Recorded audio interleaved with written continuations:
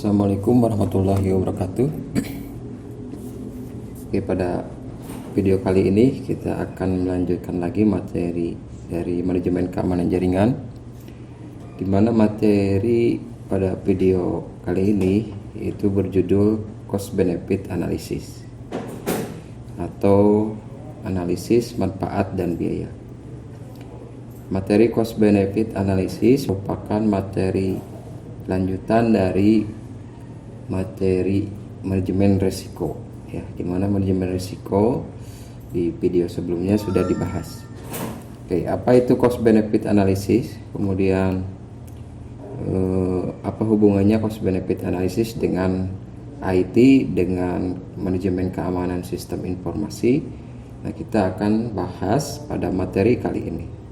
Oke, kita langsung saja.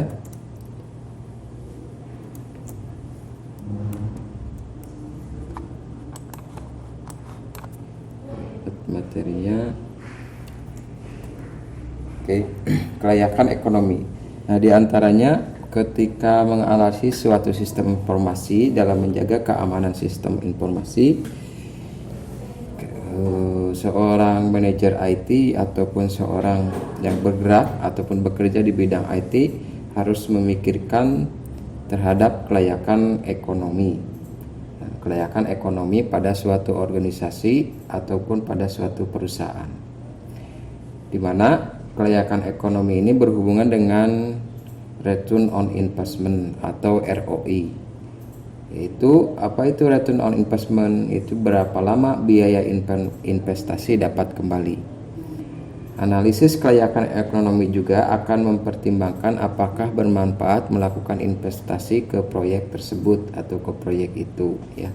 Jadi materi cost benefit analysis ini merupakan materi ekonomi, ya, materi ekonomi ataupun materi akuntansi yang berhubungan dengan IT, ya, yang bisa diintegrasikan, dikolaborasikan dengan IT.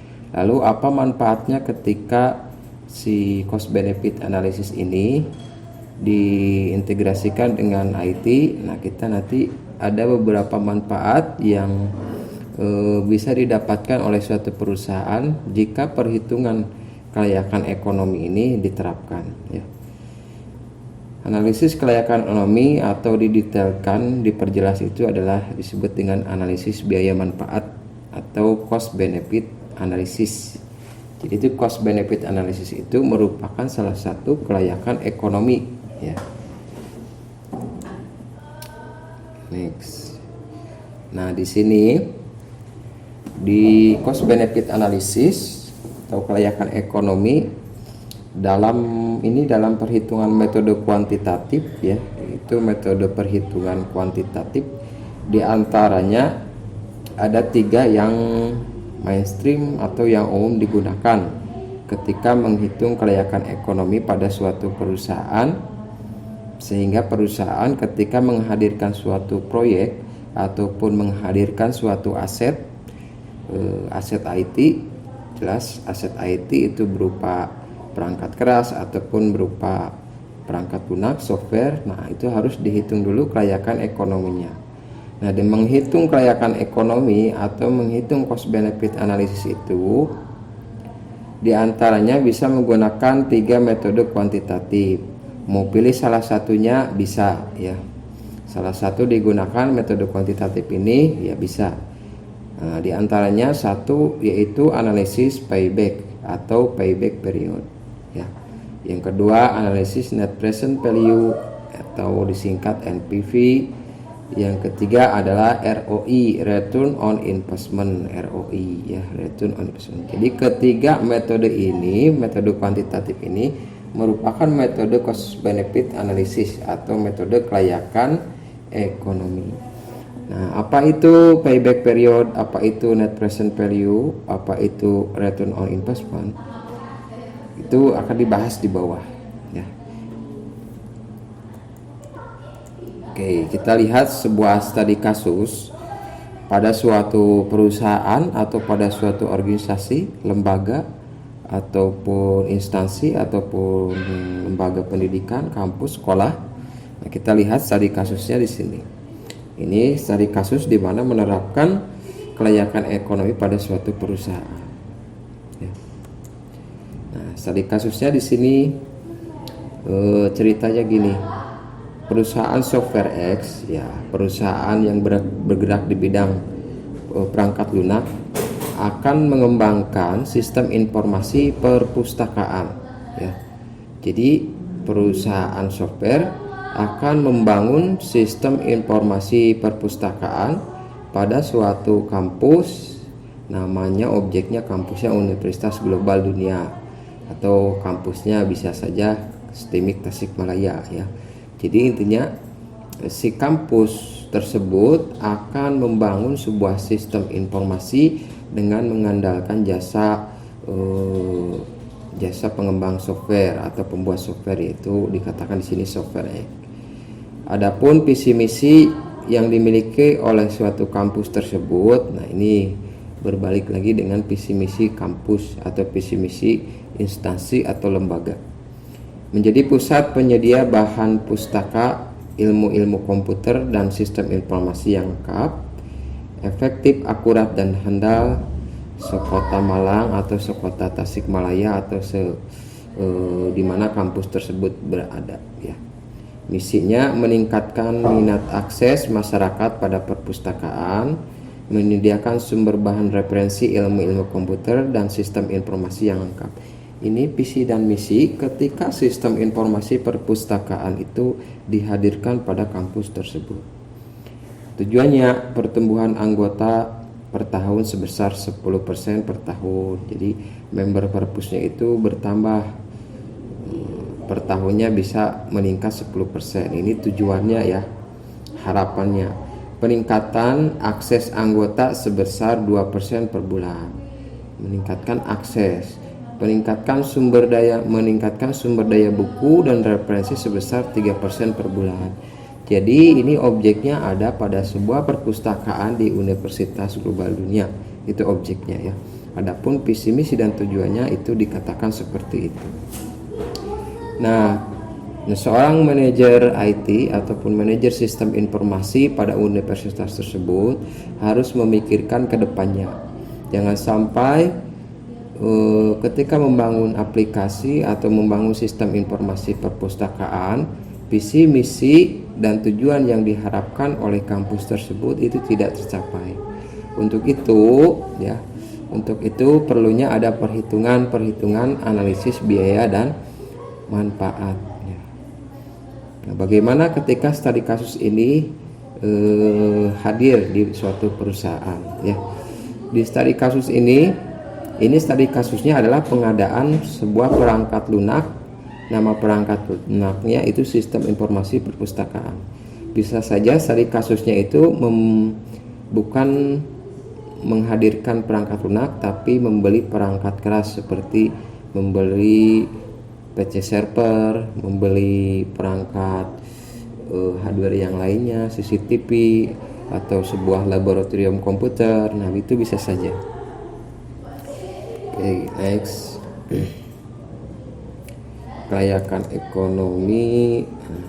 Sini untuk menganalisis kelayakan ekonomi menggunakan kalkulasi yang dinamakan atau menggunakan perhitungan yang dinamakan dengan cost benefit analysis, CBA, ya, atau bahasa Indonesianya analisis biaya dan manfaat.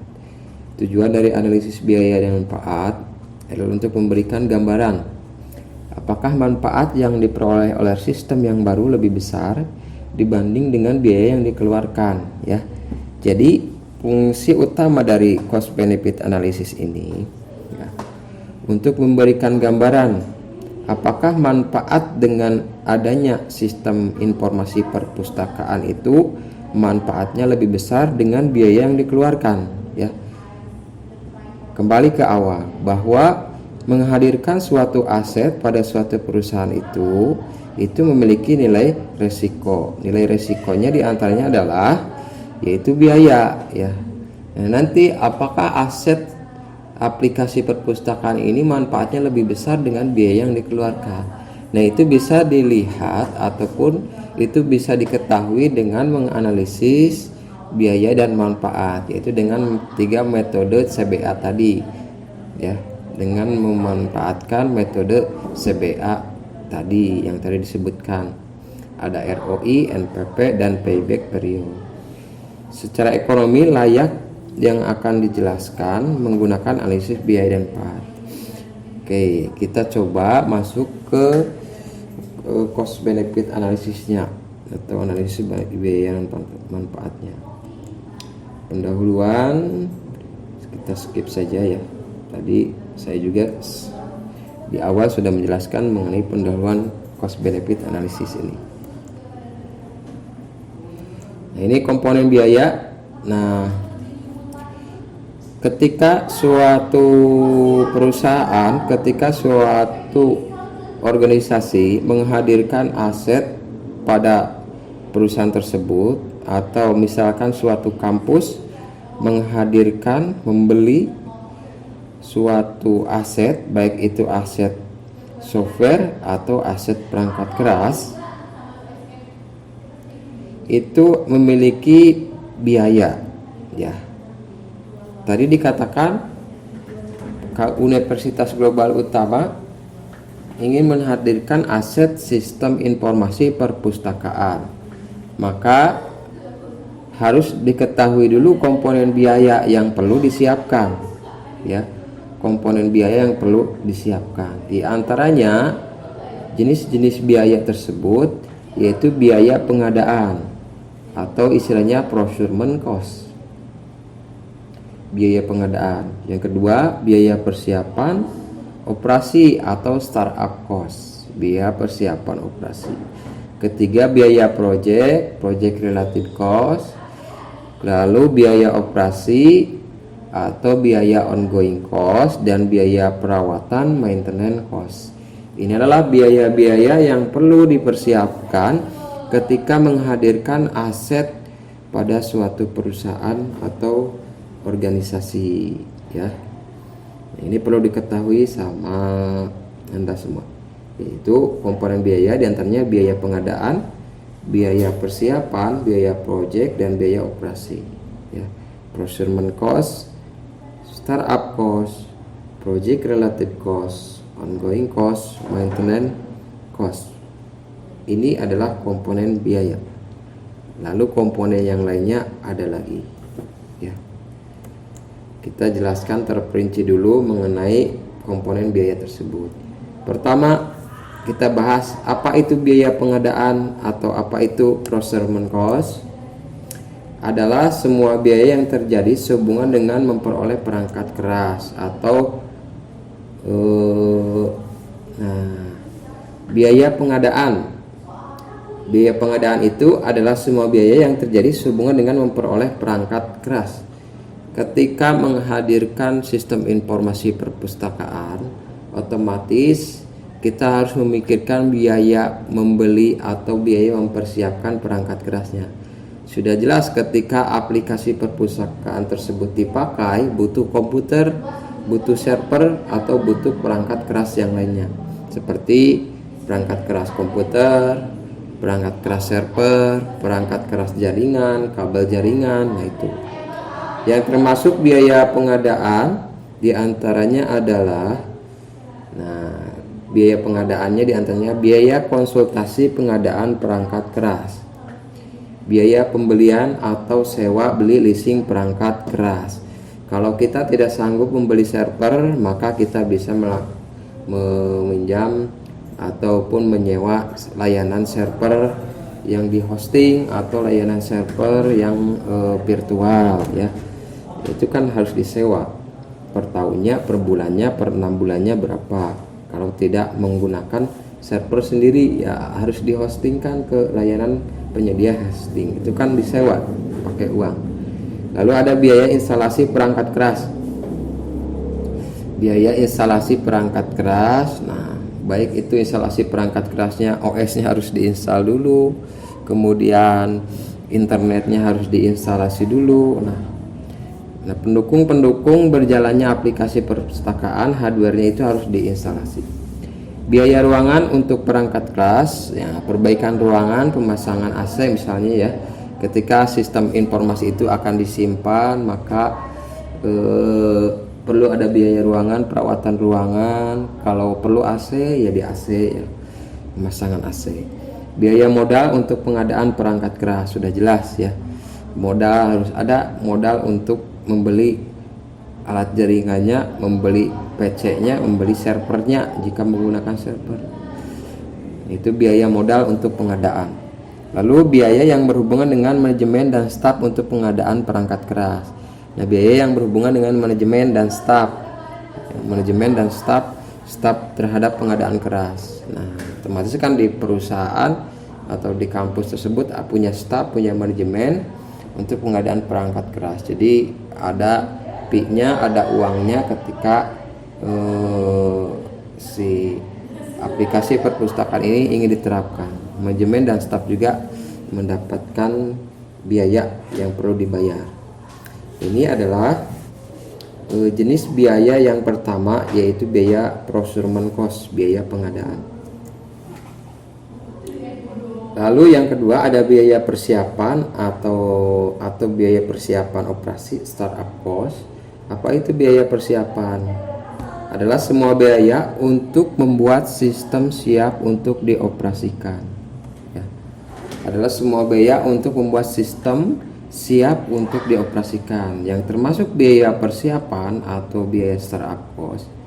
Di antaranya biaya pembelian perangkat lunak sistem, biaya instalasi perangkat peralatan komunikasi, biaya persiapan personil, biaya reorganisasi, biaya manajemen staf yang dibutuhkan dalam kegiatan persiapan operasi.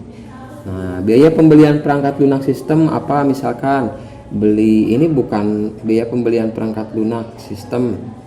Ya, ketika beli komputer kan OS-nya harus dibeli, perangkat lunaknya harus dibeli jika dibeli ya. Biaya instalasi, ya jelas biaya instalasi komunikasi, misalkan perlu instalasi jaringan internet ya, ataupun biaya instalasi jaringan lokal. Biaya persiapan personilnya, biaya reorganisasi, biaya manajemen staf yang dibutuhkan. Ini masuk ke dalam kategori biaya persiapan operasi atau startup cost. Yang ketiga itu ada biaya proyek atau biaya project. Nah, biaya proyek ini dibagi-bagi ya. Biaya dalam tahap analisis sistem. Biaya proyeknya apa kita? Proyeknya kan membangun sistem informasi perpustakaan. Nah, biaya proyek ini diantaranya biaya dalam tahap analisis sistem, mencakup biaya untuk pengumpulan data, dokumentasi, biaya rapat, biaya staf analisis, biaya manajemen yang berhubungan dengan tahap analisis. Itu biaya dalam tahap analisis. Lalu biaya dalam tahap perancangan sistem, desain sistem, mencakup biaya dokumentasi, biaya rapat, biaya staf analisis, biaya programmer, biaya pembelian perangkat lunak aplikasi, biaya manajemen yang berhubungan dengan tahap desain sistem. Yang ketiga, biaya dalam tahap penerapan sistem, mencakup biaya pembuatan formulir baru, biaya konversi data, biaya latihan personil, biaya manajemen yang berhubungan dengan tahap penerapan sistem. Ini adalah komponen biaya yang ketiga yang disebut dengan biaya project ya. Biaya project. Jadi biaya untuk membayar programmernya, biaya membeli perangkat lunak, biaya rapat ya, biaya dokumentasi ya, biaya staf analisis, biaya mendesain sistem, itu berada dalam biaya, termasuk dalam kategori biaya proyek ya. Itu biaya proyek ya. Lalu biaya operasi atau ongoing cost. Lalu ada juga biaya perawatan. Ini biaya yang terakhir ya. Biaya operasi adalah biaya yang dikeluarkan untuk mengoperasikan sistem supaya sistem dapat beroperasi. Biaya operasi biaya yang dikeluarkan untuk mengoperasikan sistem. Nah, ini kan ketika sistem sudah jadi, programmer sudah beres membuat aplikasinya, itu harus ada biaya operasi yang dikeluarkan untuk mengoperasikan sistem. Lalu biaya perawatan, biaya yang dikeluarkan untuk merawat sistem dalam masa operasinya. Biaya perawatan apa aja di dalamnya ya? Ya, biaya banyak ya. harus ada staf yang menjaganya. Itu staf kan dibayar untuk biaya perawatan, biaya mengoperasikan itu harus menggaji staf ya. Ya termasuk biaya operasi dalam perawatan diantaranya biaya personil ya, stafnya, operator bagian administrasi, pustakawan, data, pengawas data, biaya overhead, pemakaian telepon, listrik, asuransi, keamanan, suplai internet, biaya perawatan perangkat keras, biaya perawatan perangkat lunak, biaya perawatan peralatan dan fasilitas, biaya manajemen, biaya kontrak, biaya depresi penyusutan. Jadi yang maksud dengan komponen biaya yang termasuk ke dalam biaya operasi, biaya perawatan, jika aplikasi perpustakaan tersebut sudah beres dibuat, maka masih ada perlu biaya yang perlu dikeluarkan, dan ini rutinitas biaya yang perlu dikeluarkan ya. Jadi anggaran terhadap perawatan, anggaran terhadap operasional. Next, komponen manfaat. Nah, ini kan judulnya adalah cost benefit analysis atau analisis manfaat biaya. Nah, kita masuk ke dalam komponen manfaat. Kalau di atas tadi adalah komponen biaya, kita sekarang bahas komponen manfaat. Apa itu komponen manfaat? Manfaat sistem informasi juga dapat diklasifikasikan dalam bentuk. Nah, namanya manfaat ketika hadirnya sistem informasi perpustakaan pada suatu kampus. Nah, di sini memiliki manfaat, diantaranya manfaat yang berwujud atau tangible benefit, atau keuntungan atau manfaat yang tidak berwujud atau intangible benefit. Jadi keuntungannya ini ada yang berwujud, ada yang tidak berwujud. Apa itu manfaatnya? Manfaat yang berwujud dan tidak berwujud itu ya, kita lihat.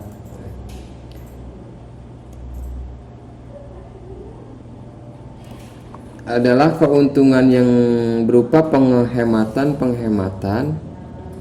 atau peningkatan di dalam perusahaan yang dapat diukur kuantitas. Bentar ya. Nah, kalau ini adalah komponen manfaat yang berwujud, tangible benefit, tangible. Manfaat yang berwujud adalah keuntungan yang berupa penghematan atau peningkatan dalam perusahaan yang dapat diukur kuantitasnya, yang dapat dihitung kuantitas dalam bentuk satuan nilai uang ya.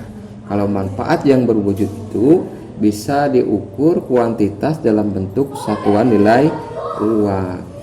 Keuntungan berwujud diantaranya pengurangan biaya operasi ya, pengurangan kesalahan proses, pengurangan biaya telekomunikasi, peningkatan penjualan misalkan, pengurangan biaya persediaan, pengurangan kredit tak tertagih. Ini biasanya komponen manfaat yang berwujud yang bisa mempengaruhi terhadap nilai uang. Ini lalu yang kedua ada manfaat yang tidak berwujud. Apa itu keuntungannya? Intangible benefit ini adalah keuntungan yang sulit atau tidak mungkin diukur dalam bentuk satuan nilai uang. Keuntungan tidak berwujud diantaranya peningkatan pelayanan lebih baik kepada pelanggan, peningkatan kepuasan kerja personil, peningkatan pengembalian keputusan manajemen yang lebih baik. Karena keuntungan tidak berwujud sulit diukur dalam satuan nilai uang, maka cara pengukurannya dapat dilakukan dengan taksiran ya. Ini manfaat yang tidak berwujud. Peningkatan pelayanan dengan adanya sistem informasi perpustakaan, peningkatan pelayanan lebih baik, peningkatan kepuasan kerja personel lebih menyenangkan, peningkatan pengambilan keputusan bagi manajemen itu lebih baik juga. Contohnya apa ya? Keuntungan tak berwujud ini, sebelum adanya pengembangan sistem pelayanan yang kurang baik kepada anggota mengakibatkan penurunan jumlah anggota ya. Itu adalah tadi dijelaskan mengenai manfaat. Jadi di dalam manfaat ini, manfaat analisis manfaat biaya ini, manfaat itu dibagi dua, yaitu manfaat berwujud dan manfaat tidak berwujud. Tangible benefit, intangible benefits. Nah, sekarang masuk ke dalam metode kuantitatif cost benefit analysis. Ya, metode kuantitatif atau metode perhitungan. Yang pertama itu ada metode payback period, ya. Payback period adalah uji kuantitatif yang digunakan untuk menghitung jangka waktu yang diperlukan untuk membayar kembali biaya investasi yang telah dikeluarkan. Ini biaya payback period. Menghitung jangka waktu yang diperlukan untuk membayar kembali biaya investasi yang telah dikeluarkan. Jadi gini, misalkan harga sistem informasi perpustakaan itu harganya 25 juta. Contoh, kita membangun sistem informasi perpustakaan dengan harga 25 juta. Biaya proyek dan yang lainnya sampai 50 juta. Nah, si kampus tersebut punya uang 50 juta itu dihitung dalam jangka waktu berapa? Apakah 6 bulan 50 juta itu kita sudah dapat dalam waktu 1 tahun, 2 tahun sampai 5 tahun. Nah, apakah nilai biaya tersebut sudah kembali atau belum? Itu jenis metode payback period. Yang kedua itu ada metode kuantitatif, yaitu ROI, return on investment. Ini ROI ini sangat mainstream, banyak sekali orang yang memanfaatkan metode ROI ini untuk menghitung kuantitatif analisis biaya manfaat. Metode ROI ini, metode pengembalian investasi, digunakan untuk mengukur persentase manfaat yang dihasilkan oleh proyek. Untuk mengukur persentase manfaat yang dihasilkan oleh proyek dibanding dengan biaya yang dikeluarkan. ROI dari suatu proyek investasi dapat dihitung dengan rumus. Ini rumus ROI, ya. Total manfaat dikurangi total biaya dibagi total biaya. Jika dinyatakan dalam persen, total manfaat kurangi total biaya dikali 100% dibagi total biaya. Ini rumus ROI, ya. Jadi rumus ROI lebih mengukur persentase manfaat yang dihasilkan oleh proyek dibanding dengan biaya yang dikeluarkan. Jadi output ROI ini adalah persentase, ya, persentase. Lalu yang terakhir ini ada metode kuantitatif yang disebut dengan NPV, Net Present Value. Metode nilai sekarang bersih merupakan metode yang memperlihatkan nilai waktu dari uang. Metode ini menggunakan suku bunga diskonto yang akan mempengaruhi proceed atau arus dari uangnya. NPV dapat dihitung dari selisih nilai proyek pada awal tahun. Nah, kalau NPV ini lebih mengenalkan menghitung nilai selisih nilai proyek pada awal tahun dikurangi dengan total proceed tiap tahun yang dinilai uangkan ke tahun awal dan tingkat bunga diskontonya. Ya, ini rumus dari NPV, ya. Jadi ada proses 1, proses 2, proses sampai seterusnya. Tahun ke-1, tahun kedua, tahun berikutnya. Lalu ada nilai proyek. Apabila diaplikasikan pada penerapan sistem yang baru, maka perhitungannya senilai dengan tingkat bunga diskon 15% per tahun adalah, ini contohnya, ya. Nilai proyek awal tahun ini 25 juta. Per tahunnya 8.750.000. Tahun kedua naik 11 juta, tahun ketiga naik 15 juta, tahun keempat juga bisa naik saja, ya. Lalu dibagi dengan itu, ya, persentasenya. Maka nilai outputnya adalah ini. Nilai outputnya ini. Begitu. Jadi tadi metode yang digunakan untuk menghitung cost benefit analysis itu ada 3 jenis metode yang bisa dipakai. Yang pertama metode payback period, yang kedua metode return on investment, yang ketiga itu metode net present value. ya. Yang ketiga net present value. Silakan Anda mau pilih yang mana saja, silakan ya. Yang ini tergantung kebutuhan ya, tergantung kebutuhan. Yaitu materi terhadap cost benefit analysis. Ya, materi pada slide sampai sini ya, materi pada slide sampai sini.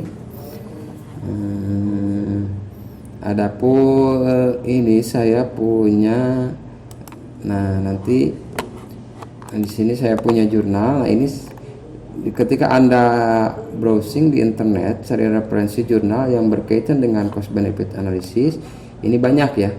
Tapi ketika mencari referensi jurnal cost benefit analysis jika digunakan untuk IT ya, yang berkaitan dengan IT, misalnya contoh jurnal ini judulnya analisis kelayakan sistem informasi perdistribusian produk menggunakan metode CBA, objeknya PT Guna Atmajaya. Nah, masih banyak di internet jurnal-jurnal yang dipublikasikan yang berkaitan dengan cost benefit analysis dengan sistem informasi atau teknologi informasi. Nah, ini contoh jurnalnya. Kita lihat di di jurnal ini dia cost benefit analisisnya menggunakan metodologi apa ya. Oh, ini di sini ya.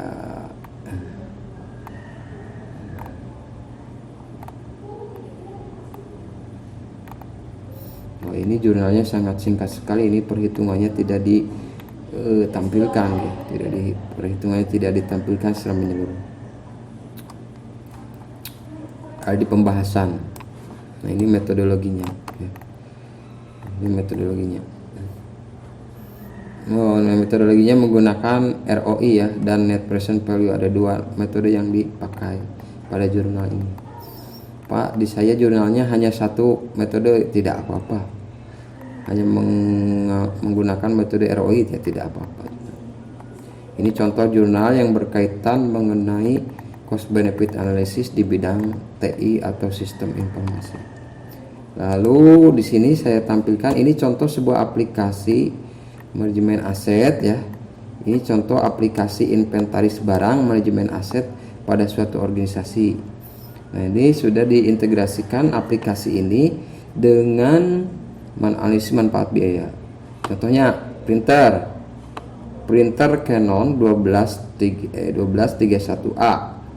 Kategori asetnya peralatan elektronik, tanggal terimanya 2017. Batas pakai si printer ini, batas nilai ekonomisnya adalah 3 tahun. Batas pakai si printer ini keawetannya boleh Pak 3 tahun ya, tergantung hardwarenya ya. PC misalkan bertahan 5 tahun ya silakan, batas pakainya 5 tahun. Masa pakainya sekarang, masa pakainya sudah 0,8 tahun atau bisa dikasarkan 8 bulan. Si printer ini sudah dipakai 8 bulan. Nilai asetnya 600.000, penyusutannya 200.000. Baik, penyusutannya ini 200.000. Jadi setelah dipakai 8 bulan, maka dia menyusut 200.000. Nilai asetnya awalnya 600.000. Ya, ini contoh return investment yang diintegrasikan dengan sebuah aplikasi. Ya, seperti itu untuk video kali ini membahas cost benefit analysis ya. Semoga Anda paham mengenai materi ini. Insya Allah nanti kita lanjutkan lagi video yang lainnya di materi yang berbeda. Oke, terima kasih. Assalamualaikum warahmatullahi wabarakatuh.